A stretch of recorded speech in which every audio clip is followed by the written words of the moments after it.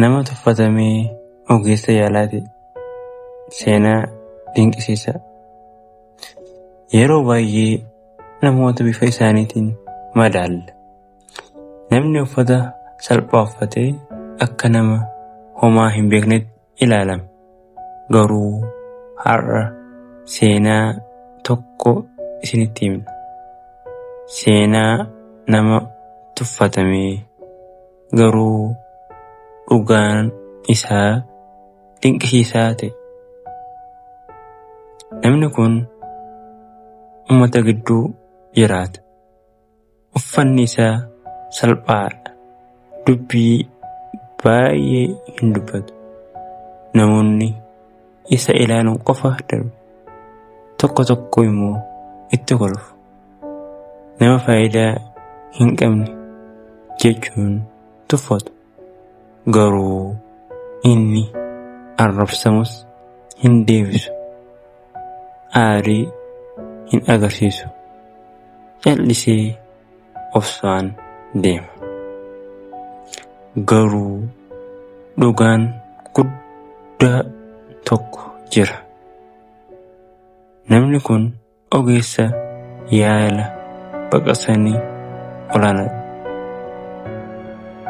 Waggoota hedduuf barate. Muuxannoo guddaa qaba.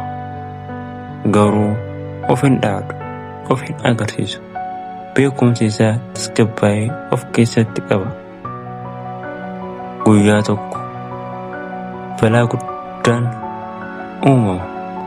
Namni tokko lubbuu isaa balaa cimaa keessa seena. Ogeessonni hospitaalaa keessa jiran ni yaaddu. Yeroo kana namni duraan tuffatamee sun gara fuulduratti dhufe. Namoonni isa ilaaluun dinqisiifatu. Garuu inni sodaa hin qabu.